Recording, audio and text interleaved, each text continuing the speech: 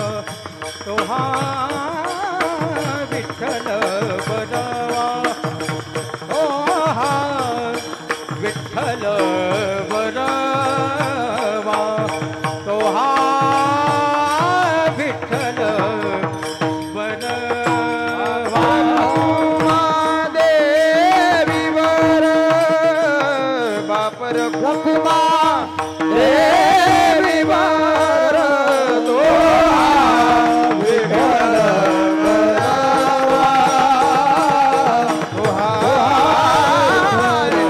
बरावा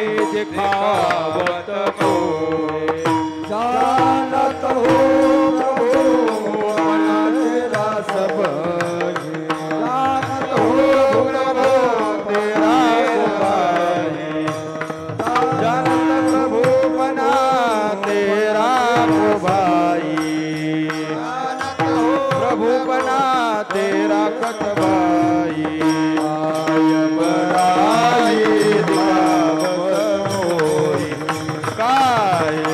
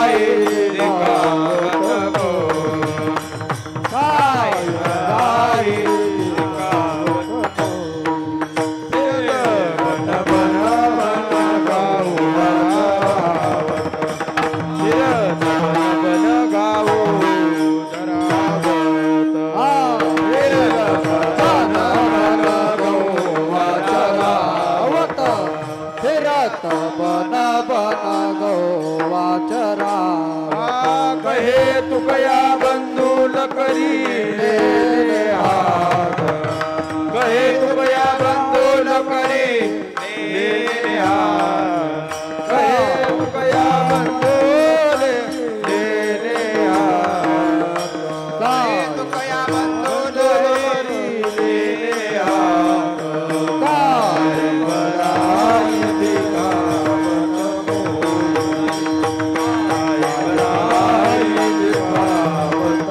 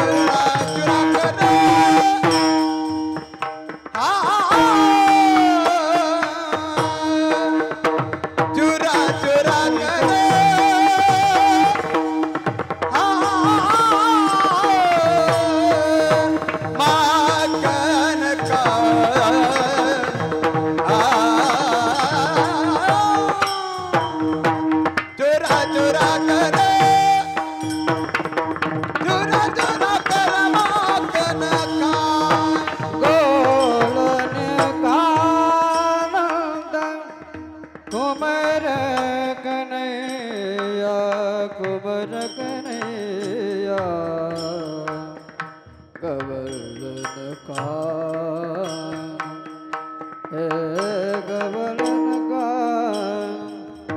गवलन का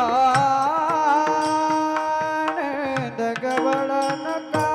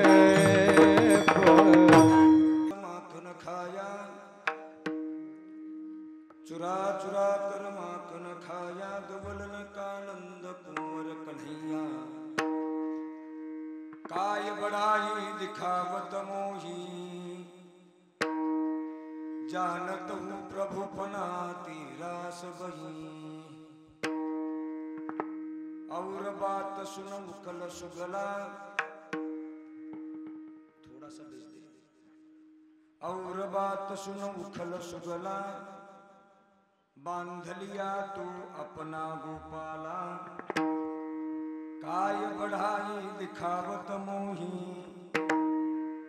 जानत हूँ प्रभु पना तेरा सबही। फेरत गन बन बन गौवा चरावत,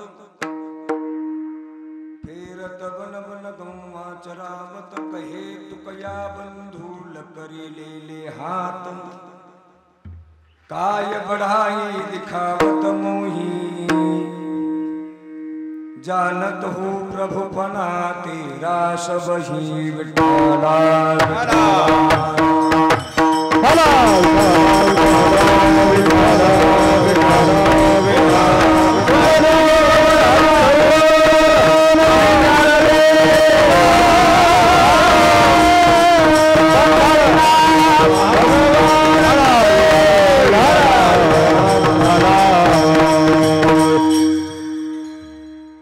चुरा चुरा कर माखन खाया, गवल न कानंद कुंवर कन्हैया,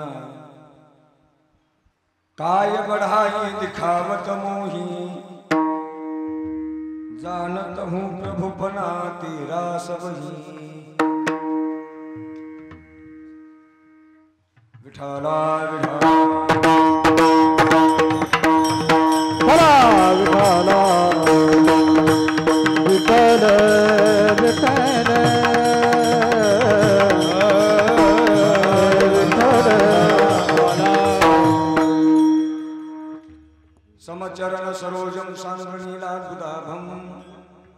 जगननिहित पाणी मंडनं मंडनानां तरुण तुलसी माला कंदरं कुंजनेत्रं सभयधवलहासं विठ्ठलं चिंतयामि पांडुरंगा करू प्रथम नमन दुसरे चरणा संतांच्या त्यांच्या कृपादाने कथेचा विस्तारू बाबाजी सद्गुरु दास तुकायं तत्प्रविश्य मम वाचमिमां प्रसुप्तां संजीवयतखिल शक्तिधर स्वधाम्नां अन्यांशहस्तचरणश्रवणत्वगादीन्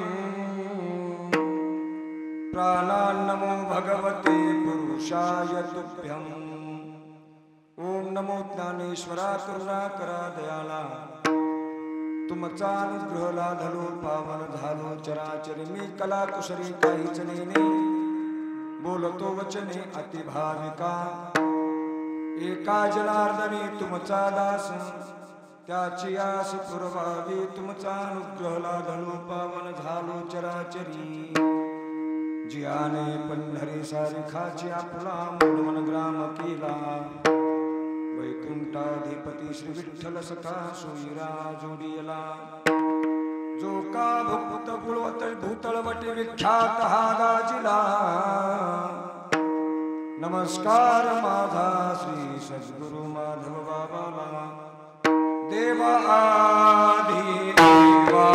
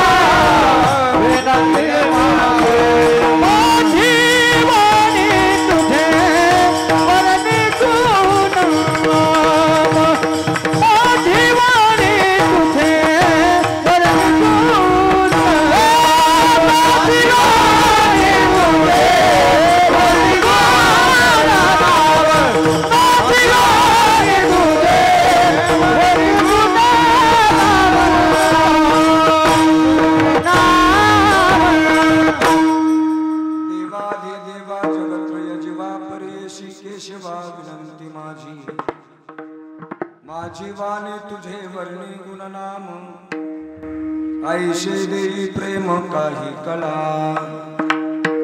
चुरा चुरा कर माखन खाया गवलन कानंद कुंवर कन्हैया काय बढ़ाई दिखावत मोही जानत हो प्रभुपना तेरा सबही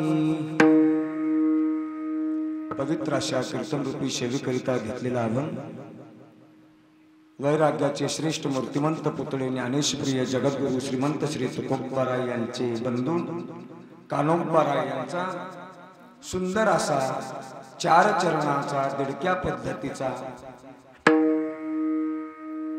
गोकुळात राहणारे एका वयोवृद्ध गवळणीचा आणि माझ्या भगवान कृष्ण कन्हैयाचा संवाद या अभंगामध्ये कानोबाराय व्यतीत करतात।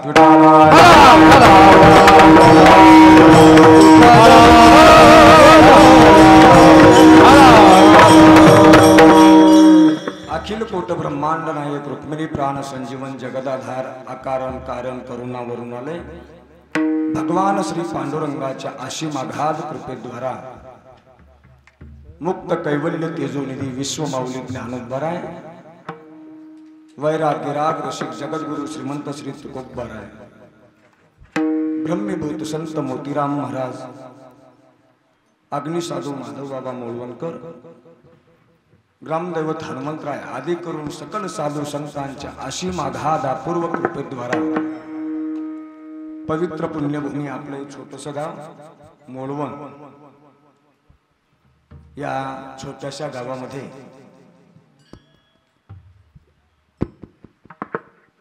जगद्गुरु श्रीमंत श्री तुकोबाराय यांच्या वैकुंठ गमनाचा त्रिशतकोत्तरी अमृत महोत्सवी वर्षाचा पर्वकाळ आणि या महान अशा पर्वकाळावर समापन्न झालेला हा दिव्य श्रीमद भागवत कथा तथा जगद्गुरु तुकोबारायांचा गाथा पारायणाचा सोहळा आणि कीर्तन महोत्सव गेली 7 दिवसापासून आपण सर्वांनी या महोत्सवाचा भरभरून आनंद लुटला आहे आणि आज याच महोत्सवाच्या परिसमाप्तीच्या पूर्णाहुतीच्या अर्थात काल्याच्या कीर्तनासाठी आपण सर्वजण उपस्थित आहात.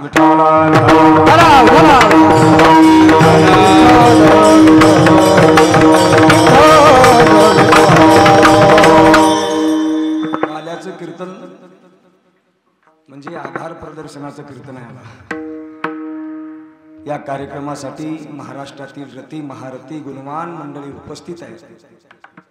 मी तेवढा काय मोठा नाही, पण माझ्यावर प्रेम मोठी माणसं करतात हे माझं महत् भाग्य आहे. मी त्या बाबतीत भाग्यवान माणूस आहे. सगळी जेवढी संप्रदायातले मोठमोठी व्यक्ती आहेत ना, ते बिचारे सगळे माझ्यावर प्रेम करतात.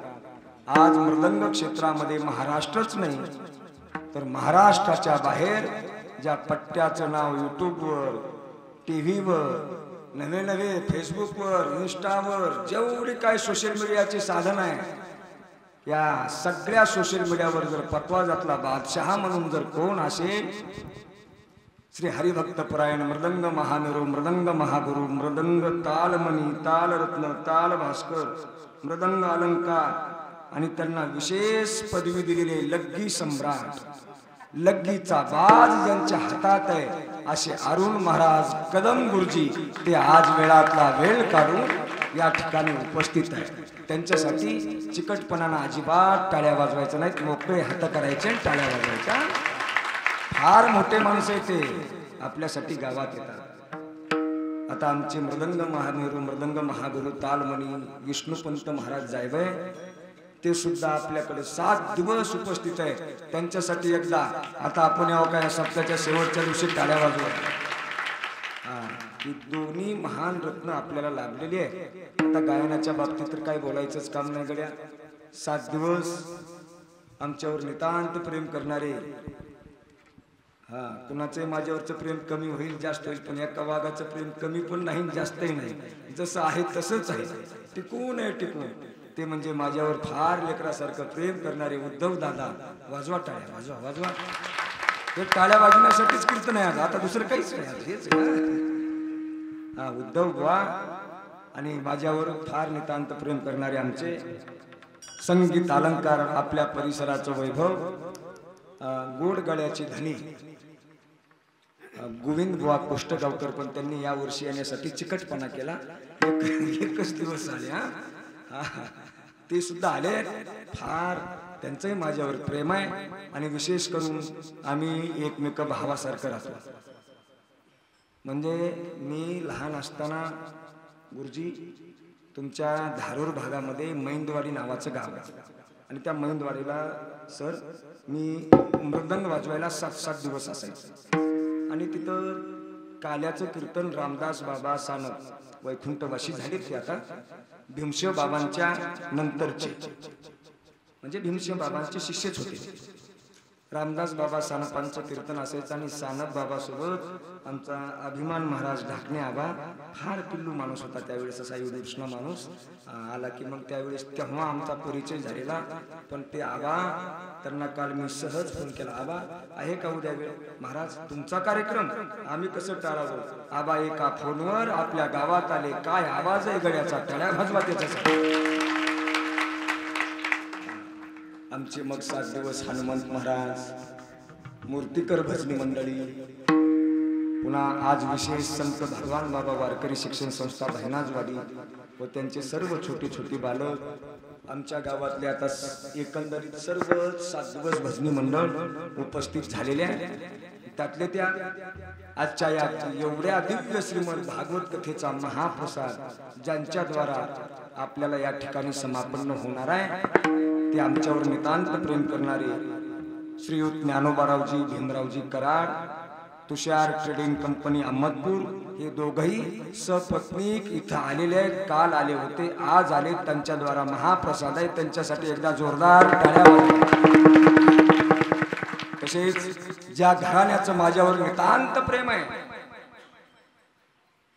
ज्यांच्याकडे काल परवाच माझी एप्रिल महिन्यामध्ये कथा झाली, असे माझ्यावर नितांत प्रेम करणारे आमचे माननीय श्री विश्वंभर पाटील जाधव काळेगावकर आणि त्यांच्या सौभाग्यवती त्यांच्या आई साहेब, एकंदरीत संपूर्ण त्यांचं कुटुंब आज या ठिकाणी कार्यक्रमाला माझ्या प्रेमासाठी हजर आहे. नवे नवे आता त्याच्यामध्येच आमचे बालाजी पाटील काळेगावकर ते सुद्धा आलेले आहेत. आमचे शंकरभाऊ फड ते सुद्धा आहेत. अंबाजी मुसळे, श्री हरिभक्त परायण प्रशांत महाराज डोंगरे, सध्या त्यांचं सुद्धा फार असं सध्याच्या नवीन तरुण पिढीच्या कीर्तनकाराच्या यादीमध्ये एकाच वर्षामध्ये चांगल्या प्रसिद्धीच्या झोकात आलेले व्यक्तिमत्व म्हणजे आमचे प्रशांत महाराज ते सुद्धा आहेत. आमचे उत्तम दादा भोजनकवाडीकर आहेत. माझ्यावर नितांत प्रेम करणारे आमचे वैजनाथ मुंडे गुरुजी ते सुद्धा उपस्थित आहेत. आमचे भागवतराव फड आहेत, इंद्रजित मामा आहेत, आमचे पिशेवाडीचे प्रल्हाद मामा आहेत.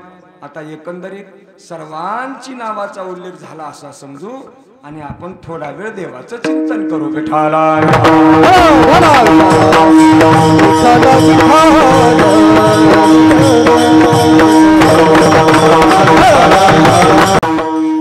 आपला हा दिव्य कार्यक्रम ज्यांच्या द्वारा अख्ख्या देशामध्ये प्रचार प्रसार होणार आहे त्यांचं घेणार नाही, अजिबात घेणार मला गरज नाही. मी रागात आहे त्यांच्यावर. बरोबर, हा ते जेवायला महाप्रसाद घ्यायला आले. मी घेणार नाही मला तरी आलं. हा, ज्यांच्या द्वारा हा आपला एकंदरीत कार्यक्रम अख्ख्या देशामध्ये प्रसारित होणार आहे. आमचे जिवलग मित्र अजिंक्य दादा घाडके, त्यांचं ज्ञानाचा सागर हे यूट्यूब चॅनल आहे.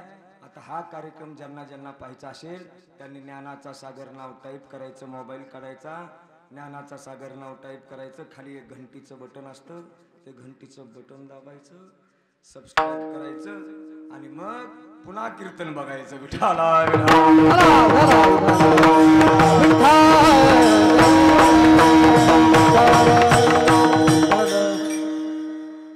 आता कसं वाटतंय? आमच्यावर जिवलग प्रेम करणारे आमचे बालाजी दादा देवकरकर ते सुद्धा उपस्थित आहेत.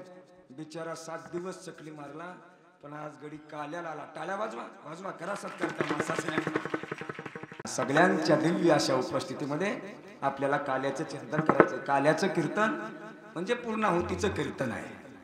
काल्याचं कीर्तन म्हणजे पगारीचं कीर्तन असतं दादा. 7 दिवस ज्या कार्यक्रमाला एखाद्याला येता आलं नाही, येता आलं, काही जणांच्या पाठीमाग अडचणी असतील, त्या अडचणीस्तव 7 दिवसाच्या कथेला नाही येता आलं चालेल, 7 दिवसाच्या कीर्तनाला नाही येता आलं चालेल, पण जो व्यक्ती काल्याचं कीर्तन श्रवण करतो ना त्याला 7 दिवसाच्या सप्ताहाची फलप्राप्ती या काल्याच्या कीर्तनात आहे. विठाला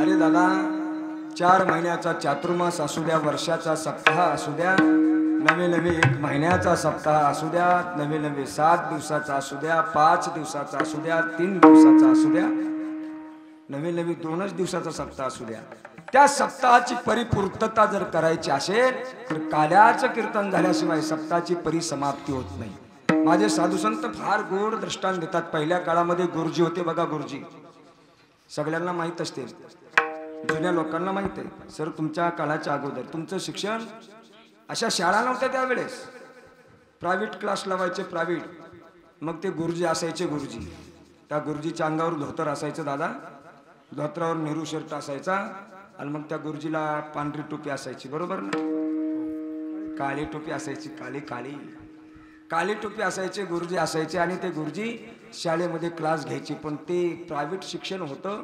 प्रायव्हेट शिक्षण असून सुद्धा त्या गुरुजीची तळमळ होती की माझ्या वर्गात जर 50 विद्यार्थी आहेत ना, 50ला 50 विद्यार्थी नंबर 1 असे शिक्षण शिकले पाहिजे. हुशार निघाले पाहिजे. त्या गुरुजीला काळजी होती. आताच्या गुरुजींना लेकरं शिकले काय आणि तिकडं गुटक्याच्या पुड्या खात गेले काय, त्यांना अजिबात काळजी नाही. हा, पण सुरुवातीचे गुरुजी, पहिल्या काळातले गुरुजी काळजी करायचे.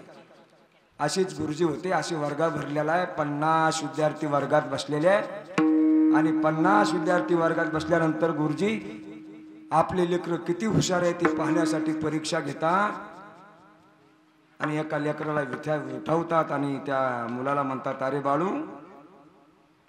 मी तुला एक प्रश्न विचारणार आहे, त्या प्रश्नाचं उत्तर तू द्यायचंय. बाळू म्हणला, गुरुजी काय प्रश्न आहे हो? गुरुजीने हातात खडू घेतला. तो जो वर्गात काळा बोर्ड होता त्या बोर्डावर एक नाव लिहिलं, गोदावरी. जसं गोदावरी नाव लिहिलं ना दादा, तो गुरुजी त्या बाळूला म्हणायला लागले, बाळू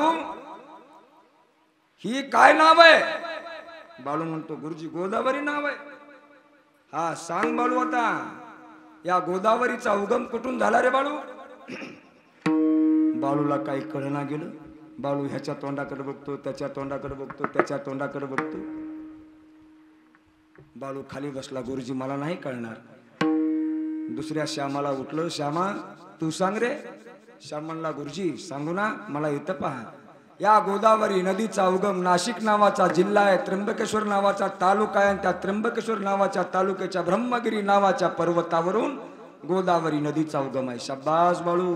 गुरुजीला आनंद वाटला. एक का होईना विद्यार्थी माझ्या वर्गामध्ये हुशार निघाला. पण गुरुजी एवढ्यावर थांबले नाहीत. गुरुजी परत त्या बाळूला प्रश्न करतात, बाळू जशी ब्रह्मगिरीहून गंगा गोदावरी निघाली ती पुढं कुठं गेली रे बाळू? बाळू जरा हुशारच होता. आपल्या गावचं पाणी लागलेलं होतं बाळूला. हा मोलवणचं, तो हुशार होता, हुशार.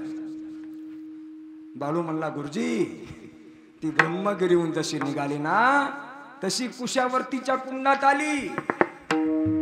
वा वा वा वा वा श्यामा, बाळू किती छान उत्तर दिला रे तू. बाळू सांग पुढं पुढं कुठं गेली?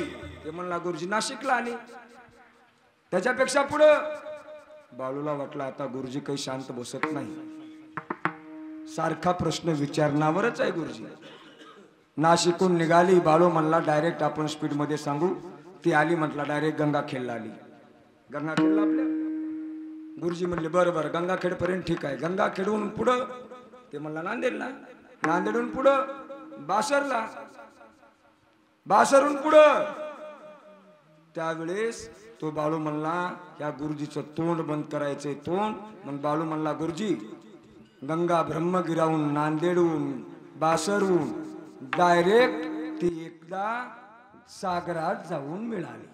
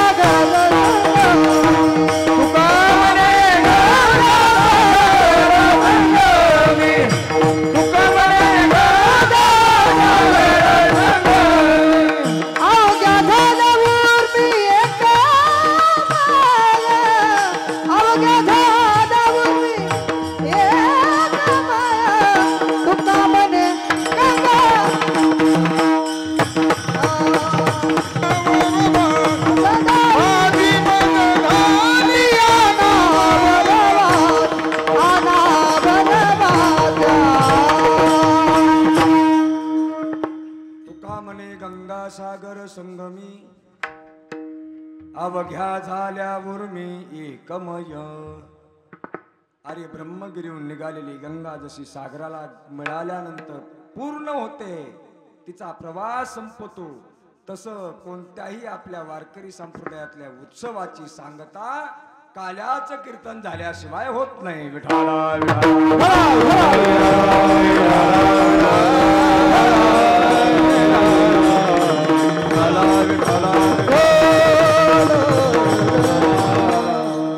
एवढं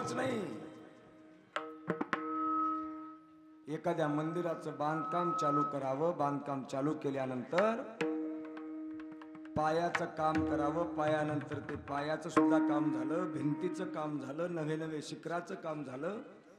मंदिराचा पाया खोदल्यापासून विश्वंभर पाटील बांधकाम पूर्ण झालं कधी समजावं? जोपर्यंत त्या मंदिराच्या शिखरावर जोपर्यंत कळस विराजमान होत नाही ना, तोपर्यंत त्या मंदिराचं बांधकाम पूर्ण नाही. देवळाच्या कामा कळसू परम गंगेशी सिंधू प्रवेशू. माऊली फार गोड सांगतात, जोपर्यंत त्या शिखरावर कळस विराजमान होत नाही तोपर्यंत मंदिर जसं पूर्ण नाही, तोपर्यंत जोपर्यंत काल्याचं कीर्तन होत नाही ना तोपर्यंत सप्ताह परिपूर्ण नाही. विठाला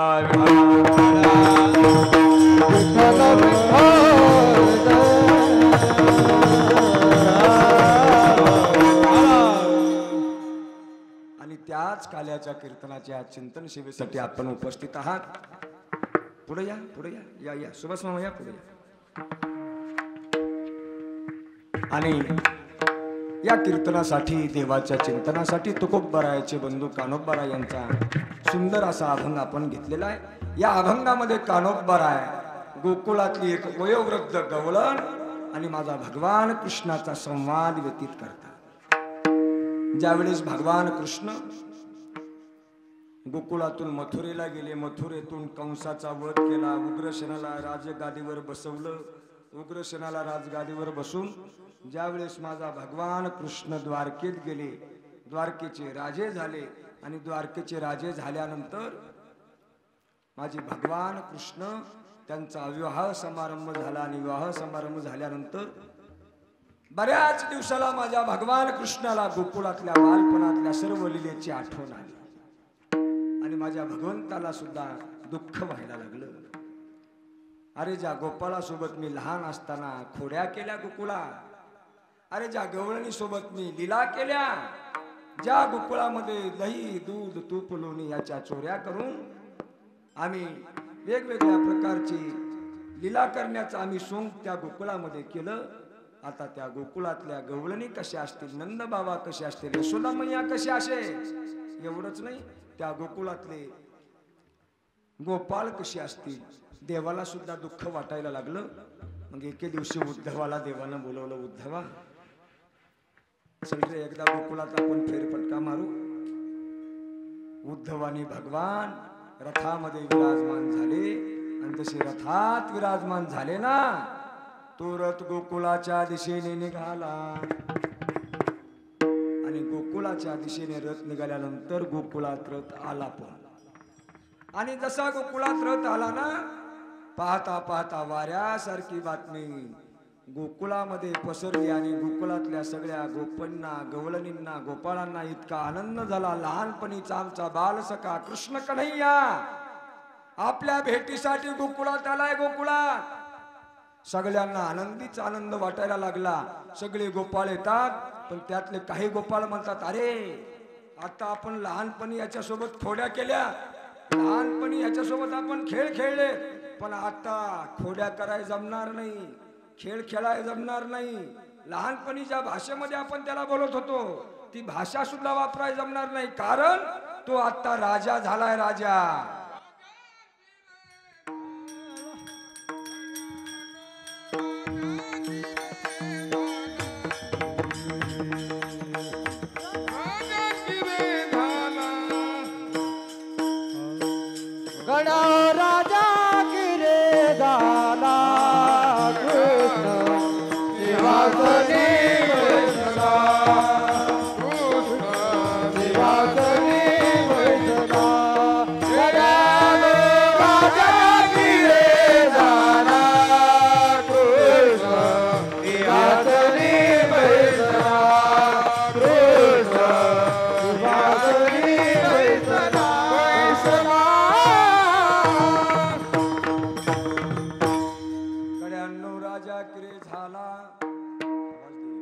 सिंहासनी बैसला.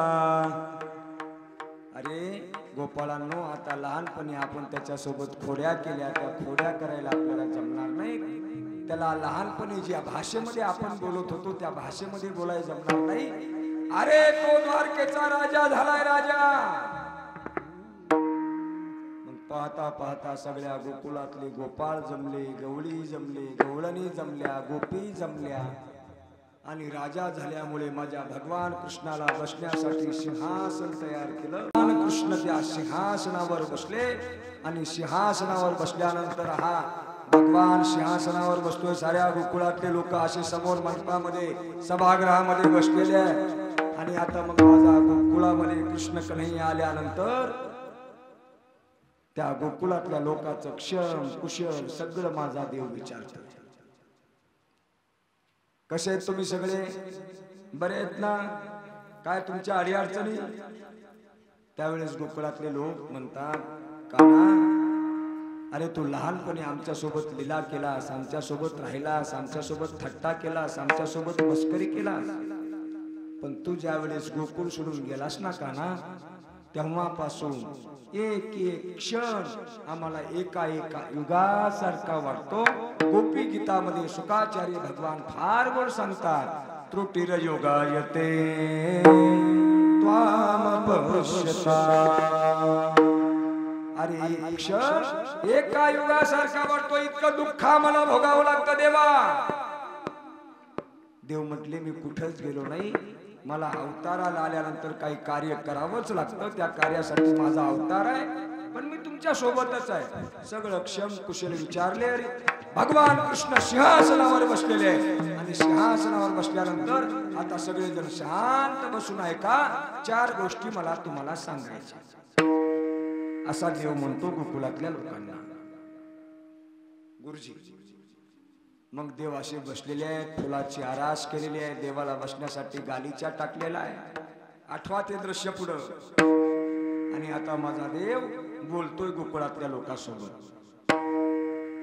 देव म्हणतो, अरे या जगातलं खरं तत्व काय असेल तर मी आहे.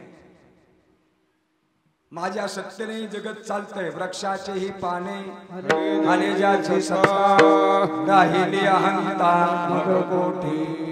एवढंच नाही, हे जगच मी निर्माण केलेलं आहे. जयापासून सकळ महिमंडळ हे झाले. सगळ्या जगतावर माझी सत्ता आहे. आणि जी सत्ता जी आहे ना माझ्या अधीन आहे. त्याच्यातला एक गोपाळ उठतो, देवा या सगळ्या जगतावर जर तुझी सत्ता आहे, मग ही माया कुणापासून तयार झाली? माया. मग माझे भगवान कृष्ण सुद्धा म्हणतात, ती जी माया आहे ना माया, ती सुद्धा मी जशी नाचवीन ना तशी नाचते. भगवान कृष्ण गीतेमध्ये अर्जुनाला उपदेश करताना किती गोड चिंतन करतात. दैवी गुणमयी मम माया दुरत्यया. ही जी माया आहे ना माझ्यापासून तयार झालेली आहे. असं सुंदर चिंतन भगवान कृष्ण व्यासपीठावर बसून गोकुळातल्या लोकांसोबत व्याख्यान करतात. त्याच्यातली 75 वर्षाची गवळण टेलर. किती वर्षाची? 75. एच पुन्हा सांगू आता 75 म्हणून. 75 वर्षाची गवळण आहे. उगा ह्याच्या गप्पा ऐकायला लागली देवाच्या. त्याच्याकडे खाली वरी बघायली. काय लहानपणी ह्याच्या नाकाला शिंबूर होता. काय लोकांच्या घरी रात्रीच्या जायचा. काय दही दूध तूप लोणी खायचा. आणि आता बघा ना आमच्या देखत काही लोक आपल्याकडे जुनी म्हणे बघा, एखादा माणूस लहानपणी त्याच्यासोबत वावरलेला असावा आणि जरा थोडा कालांतराने तो जरा मोठा व्हावा आणि त्याचं नाव व्हावं आणि मग त्याला विचारावं, ते प्रशांत महाराज गोडाळकर ते कीर्तन करायला ते माझ्या देखत नागळ फिरत होत. ही सहज बोली भाषा आहे विठाला.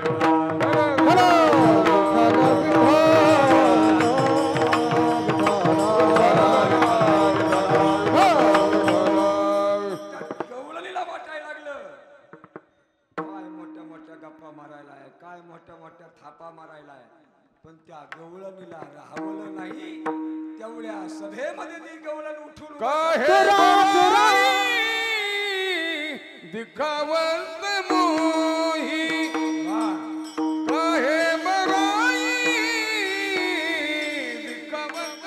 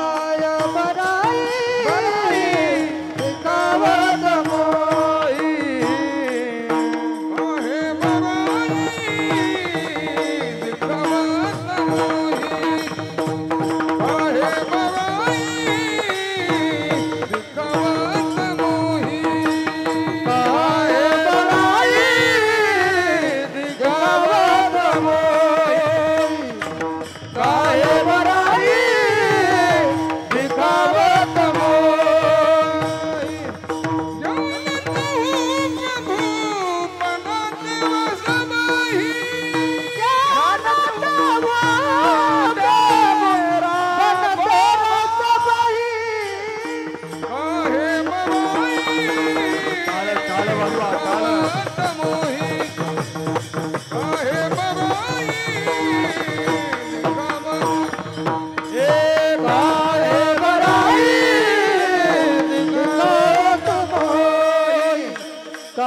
बराई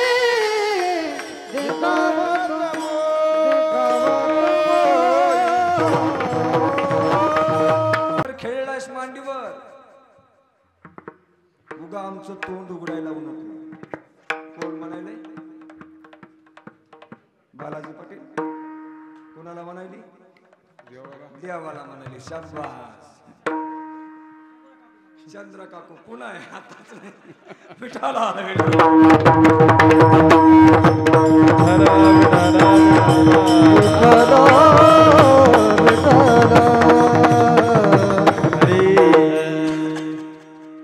तुझा देव पण आम्हाला सगळा माहित आहे रे काना.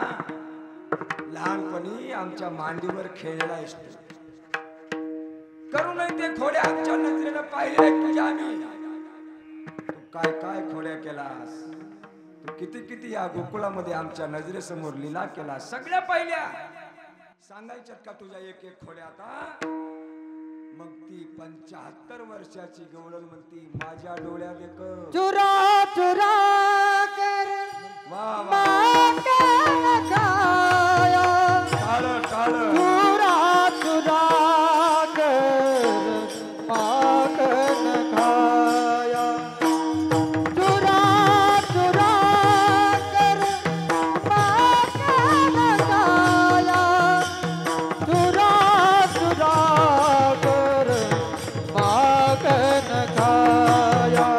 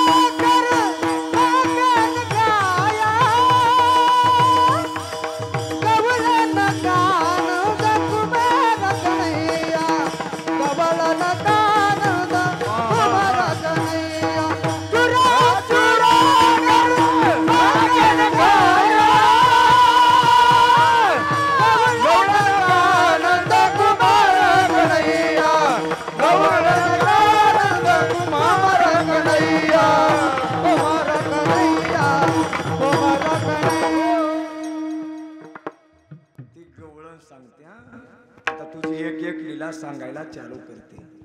चुरा चुरा कर माखन खाया. काना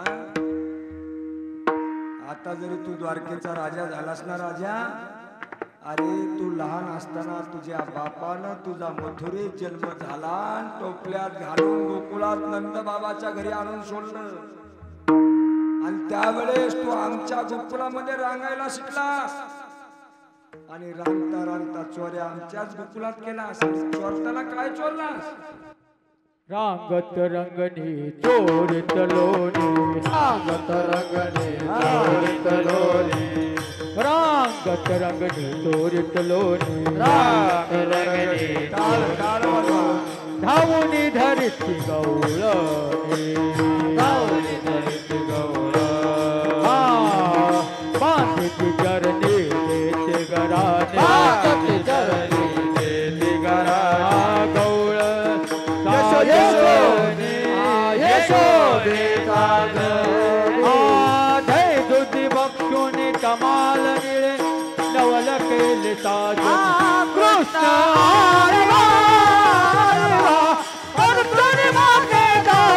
कृष्ण हरे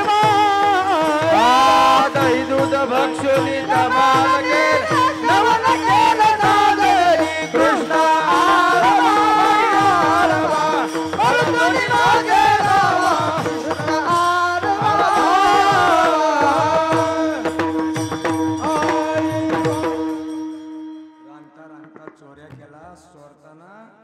लोण्याच्या चोरा केला चुरा चुरा कर माखन खाया. अरे तुला आमच्या गोकुळातलं लोणी पुरलं नाही रे कृष्णा लोणी. ते लोणी सुद्धा चोरून खाला चोरून. आणि इथं बसला सिंहासनावरून लागला मोठमोठ्या बाता मारायला आणि मोठमोठ्या बड्या मारायला. अरे या बड्या मारायच्या तर कुणा पुढं ज्याला आपलं चित्रपट कुणालाच माहीत नाही. बरं का गुरुजी, आपला चित्रपट ज्याला कसलाच माहित नाही त्याच्या पुढं बडाया मारल्या तर सपादून जातात. पण आपली खळी मुळी सगळी नाडी ज्याला माहित आहे त्याच्या पुढं बडाया कशा चालतील. विठ्ठला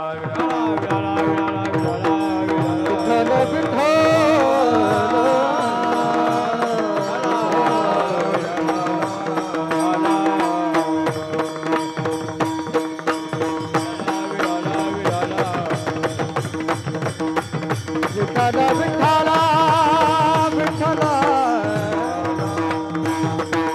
आले वाजवा चारी सर्वदा विठ्ठला विठ्ठला विठ्ठला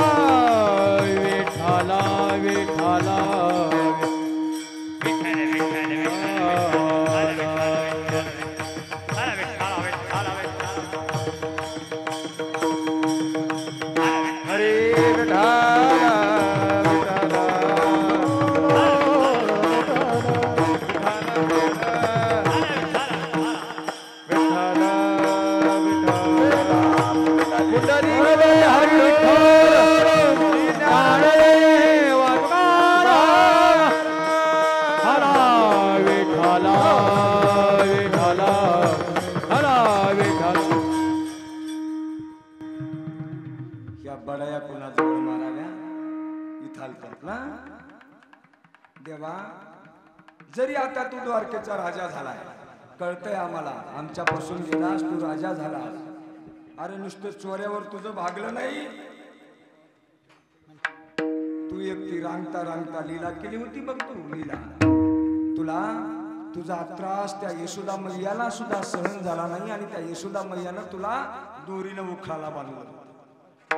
आणि ज्या वेळेस उखळाला बांधला त्या उखळाला बांधल्याची लीला तू बांधून घेतला आणि रांगत रांगत उखळाला घेऊनच घराच्या बाहेर पडलास. आणि तसा घराच्या बाहेर पडलास ना, घराच्या अंगणात आलास, अंगणाच्या बाहेर गेटवर आलास, गेटच्या बाहेर रस्त्याला लागलास आणि एका जंगलात त्या उखळाला घेऊनच तू रांगत रांगत गेलास. आणि जाता जाता ते उखळ एका 2 वृक्षाच्या मध्ये अडकलं. आणि जसं ते 2 वृक्षाच्या मध्ये अडकलं ना, तुला असा त्रास व्हायला लागला आणि त्या त्रासामुळे तो एक जोराचा झटका दिल्याबरोबर ते दोन्ही झाडं कोलमेटून पडली आणि त्याच्यातून दिव्य देहधारी 2 पुरुष निघाली. ती म्हणजे नल आणि कुबेर. त्यांचा तू उद्धार केलास हे आम्हाला माहित आहे. अभंगाच्या 3ऱ्या आवर बात सोनो उकलती गाला उकलती गाला आवर बात सोनो उकलती गाला आवर बात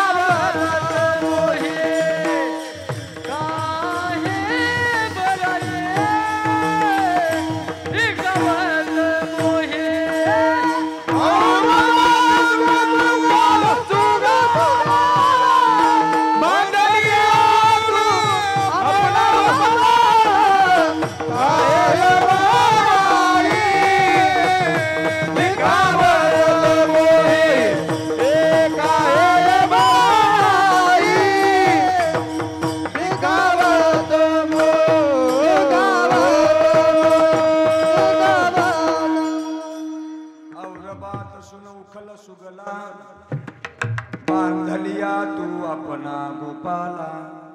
तुझ्या आईनं तुला उखलाला बांधलं.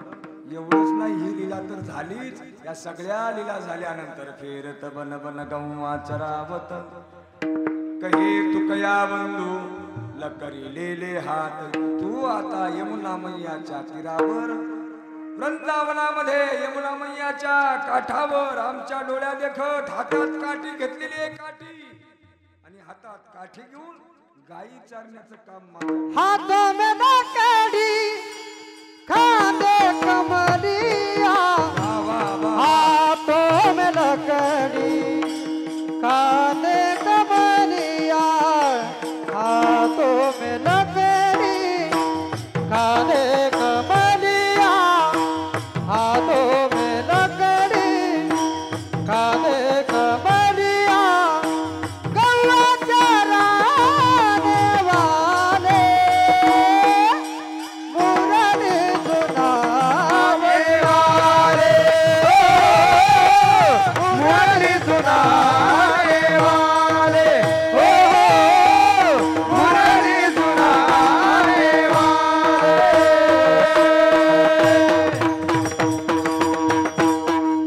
हाथों में लकड़ी खांदे कमलिया. अरे आमच्या डोळ्या देखत तुझं ते रूप आम्ही पाहिले आणि तू गाई राखायचं काम केला आणि कशाला गोकुळात आला असन राजा होऊन व्यासपीठावर बसून. अशा चांगल्या मोठ्या मोठ्या बडाया आमच्या देखत तरी मारू नको विठोबा. कुमार कुमार जय कुमार कुमार विठोबार कुमार कुमार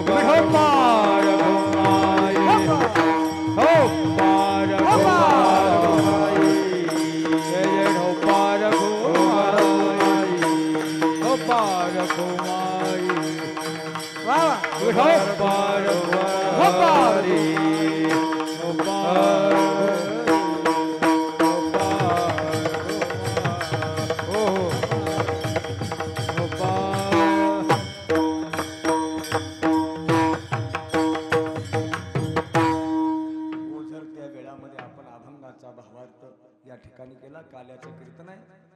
काल्याचं कीर्तन म्हटल्यानंतर साधू संतांनी काल्याच्या कीर्तनाचा दंडक घालून दिलेला आहे. चरित्र ते उच्चारावे केले देवे गोकुळी. जे गोकुळी देवे केले ते चरित्र कीर्तनात काल्याच्या उच्चारावे असा वारकरी संप्रदायाचा दंडक आहे.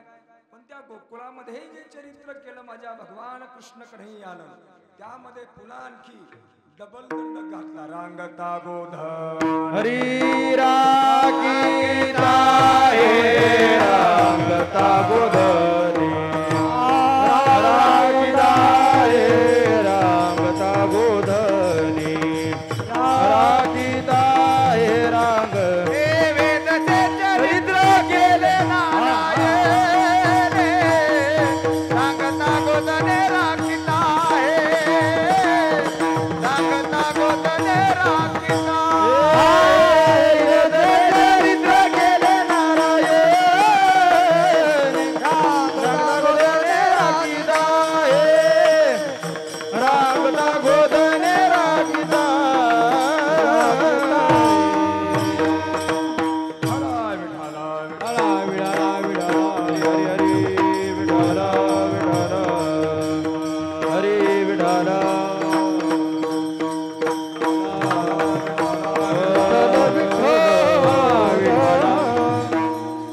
जसे चरित्र केले नारायणे रांगता गोधने राखिता हे त्याच्यामध्ये सुद्धा साधू संतांनी दंडक घातलेला आहे. रांगताना काय चरित्र केलं आणि गोधनेरे राखत असताना काय चरित्र केलं, या दोनच चरित्राचा विचार या काल्याच्या कीर्तनात झाला पाहिजे. आता माझ्या भगवंतानं रांगता रांगता काय केलं, रांगत रंगणी चोरी तलोनी धावोनी धरिती गवळणी बांधिती चरणी देती गाराणी यशोदे साजनी कृष्ण आलिवा परतुनी माते दावा कृष्ण आलिवा रांगताना चोऱ्या केल्या. चोऱ्या कशाच्या चोऱ्या केल्या, चित्त चोरी गेले नंदाच्या नंदने. ज्या चोऱ्या केल्या ना त्या लोण्याची फक्त उपमा आहे, पण माझ्या भगवान कृष्णानं चित्ताची चोरी केली. चित्ताची, चित्त हा अंतकरण चतुष्टयामधला चौथा भाग आहे. मन बुद्धी चित्त अहंकार अंतकरण चतुष्टयामधला एक भाग म्हणजे चित्त आहे. माझ्या देवानं त्या गोकुळात दुसरं तिसरं काही चोरलं नाही. चित्त चोरियेले नंदाच्या नंदने तुका म्हणे गरुड ध्वजे तुका म्हणे चित्त चोरियेले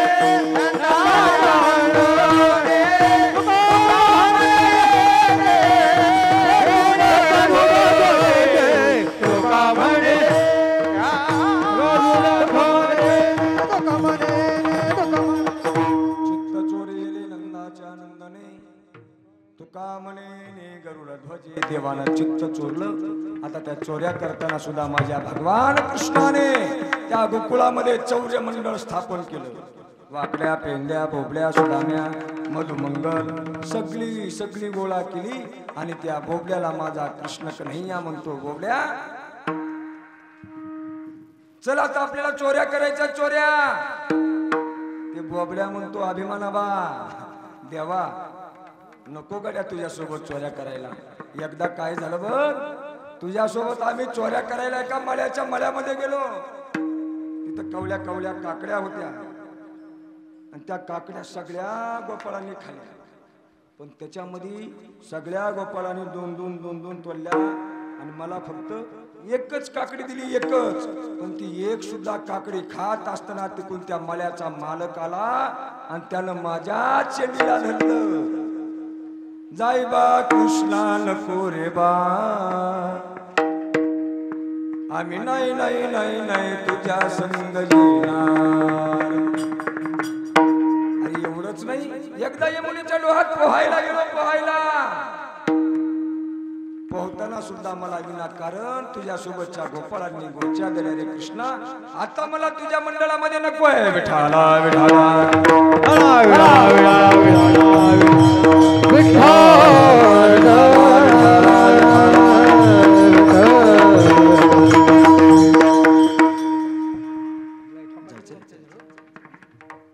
बरं, तुम्हाला तुम्हाला लांब जायचं, इंदापूरला जायचं. आला सेवा केला त्याबद्दल मी तुमचा अत्यंत ऋणी आहे. हो चालतात, एकाच गाडीत आला. जा आम्ही घेतो. आम्ही आज झाला तर आमचं थोडं तेवढं चालायचं. विठाला विठाला विठाला विठाला विठाला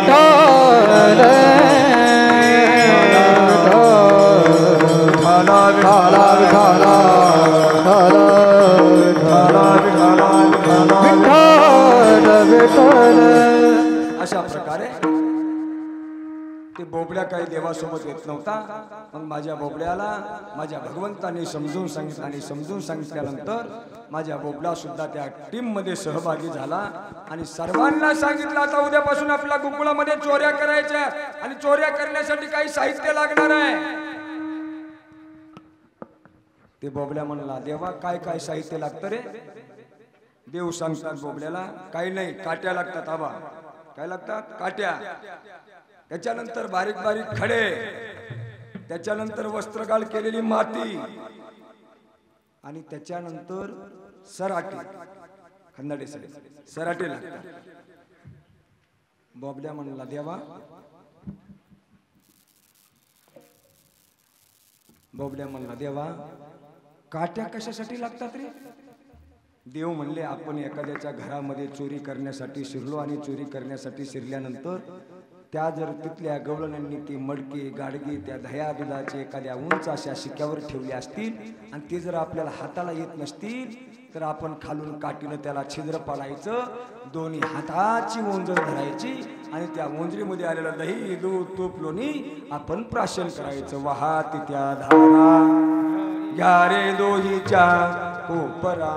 बोबड्या म्हणला खरंय खरंय. खडे कशासाठी लागतात खडे?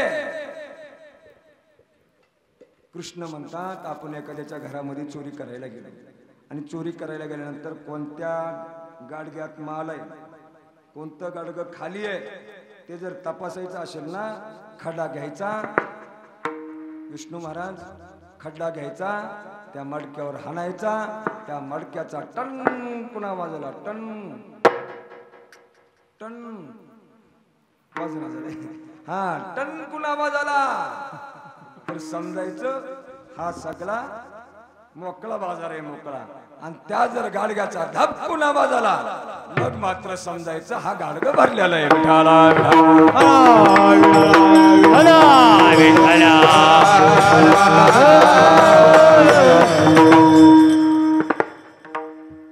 बोबड्या समाधानी झाला एवढ्या. बरोबर आहे म्हणला, खड्याचं कळालं. ही वस्त्रगाळ करायची मातीची सांगितलंस ना कृष्णा, ती कशासाठी रे? कृष्ण म्हणले अरे आपण एखाद्याच्या घरामध्ये चोरी करण्यासाठी शिरलो आणि चोरी करता करता त्या घरातल्या गवळणी जर जाग्या झाल्या आणि घरातल्या गवळणी जाग्या झाल्यानंतर त्या जर आपल्या पाठलाग करत सुटल्या तर पाठलाग करता करता मग आपण पळून जाता जाता त्या जर खूपच आपला पाठलाग करत असतील तर ती वस्त्रगाळ केलेली माती घ्यायची हातात आणि त्यांच्या डोळ्यात टाकायची. बोबड्या जरा अतिशहाणा होता. बोबडे माणसं, लंगडे माणसं, बांगे माणसं जरा अतिशहाणीच असतात. हा शास्त्र सिद्धांत आहे ते म्हणला क्लुतना क्लुतना त्या त्यातमा घालून आल्या तर. देव म्हणले अरे बोबड्या त्या काळात काही चष्मे नव्हते. बरं चला सराटे कशासाठी? चोरी करून जर आपण त्या गवळणी पाठलाग आपल्या करू लागल्या, जर आपल्या पाठीमागा आल्या ना त्याच्या रस्त्यामध्ये सराटे फेकायचे. सराट आहे असा काटा आहे बिनबुआ, त्याला किती बाजू असतात? 3. कसाही टाका एक काटा त्याचा वरच असतो. सराटा नाही काय गाढव काटा. हा अशा गाढव काट्यासारखे माणसं गावागावा तालुक्या किती त्याच्या संग चांगलं नीट राहा, त्याचा एक काटा वरच आहे.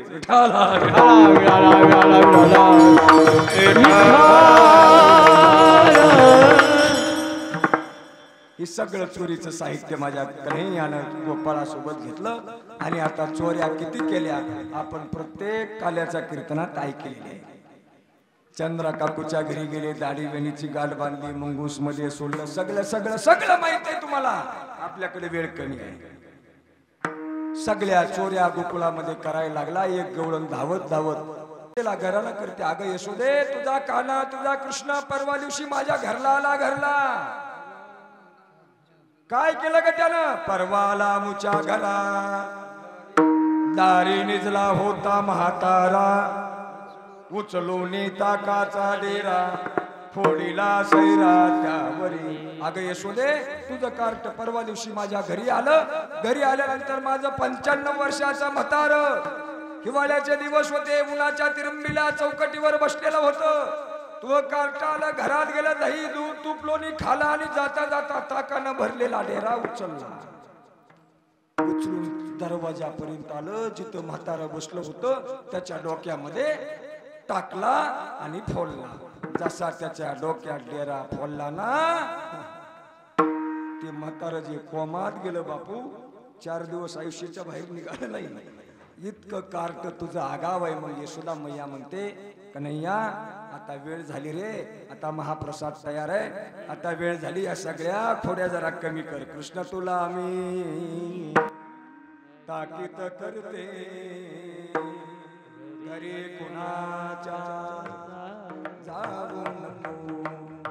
खोड्या नको करू माझे बाबा, बाबा खोड्या नको करू माझे बाबा, बाबा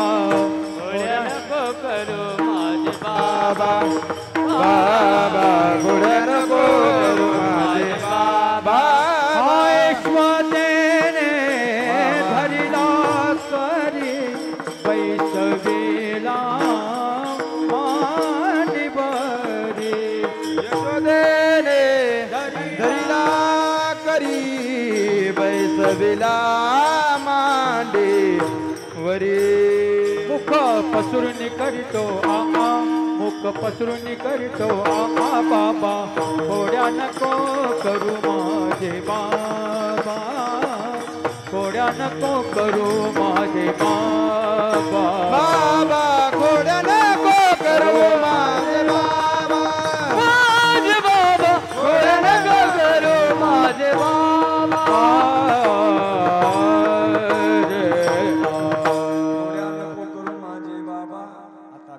तू खोड्या करू नको आता उद्यापासून तू शाळेत जायचं ती शाळा कोणती उद्या जाई राणा मग माझा भगवान कृष्ण कन्हैयांना सर्व गोपाळांना सोबत घेतलं सर्व गोपाळांना आवाज दिला आणि म्हणता या रे तुम्ही गाई घेऊन सारे गोपाळ सगळे गोपाळांना सोबत कन्हैयाला घेतला आणि यमुना मैयाच्या पवित्र अशा तीरावर वृंदावनामध्ये माझा कृष्ण कन्हैया आणि त्याचे सवंगडी गायी घेऊन गायी चारण्यासाठी गेले गायी चारता चारता अनेक प्रकारचे खेळ खेळले तू हा मामा हुंबरी सर्व खेळ खेळले आणि खेळ खेळून माझ्या गोपाळांना भूक लागली आणि गोपाळ देवाला म्हणतात देवा खांदी भार मोठी भूक काय खेळायाचे सुख देवा बरं झालं ना आता बस झालं की गेली 8 दिवस झालं तुम्ही खेळ मानलाय आता आम्हाला भुका लागल्यात भुका आता बस करा जरा तुमचा खेळ आता हा खेळ थांबवा जर खेळायचीच इच्छा असेल तर हा खेळ आता थांबून पुन्हा नव्याने मांडा तो का म्हणे आता खेळ मोडावा परता मग माझ्या गोपाळांना सर्व माझ्या कृष्णाने एकत्र केलं काम सारोनी सकळ काम सारोनी सकळ अवघे गोपाळ आले आले झाले आता वेळ मनते अनाची दोऱ्या झाले आता वेळ मनते अनाची दोऱ्या आले आता वेळ मनते अनाची दोऱ्या काम कासारून सकळ आले अवघे गोपाळ झाली आता ती आना शिदोऱ्या सर्वांच्या शिदोऱ्या माझ्या कृष्णाने एकत्रित केल्या त्याच्यामध्ये एक मधुमंगल नावाचा गोपाळ होता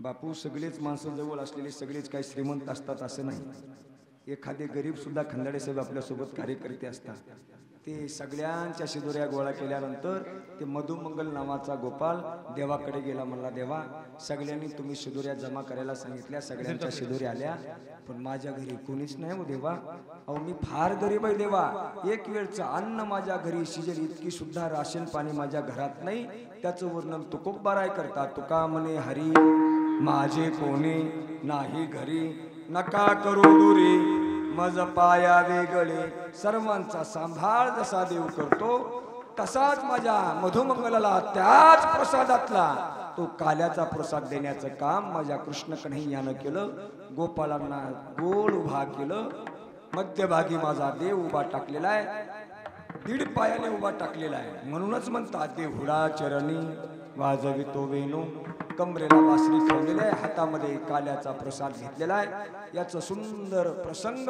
सुकाचार्य महाराज भागवताच्या 12व्या स्कंदामध्ये सुंदर चिंतन मांडतात बिभद्र वेणू जठर पटयो श्रंगवेत्रेच कक्षे वामे पानौ मस्रन कवलम तत्फलान्यंगुलीषु तिष्ठन्मध्ये स्वपरिसुरद हासयन् नर्मदीश्वये स्वर्गे लोके मिशति भुजे यज्ञ भोगवाल केली बोला पुंडली वरदे हरिहर श्री ज्ञानदेव तुकाराम कृष्ण भगवान की ज्ञानेश्वर माऊली ज्ञानराज माऊली ज्ञानेश्वर माऊली ज्ञानराज हरी हरी जय जय ज्ञानेश्वर माऊली ज्ञानराज ज्ञानेश्वर माऊली ज्ञानेश्वर माऊली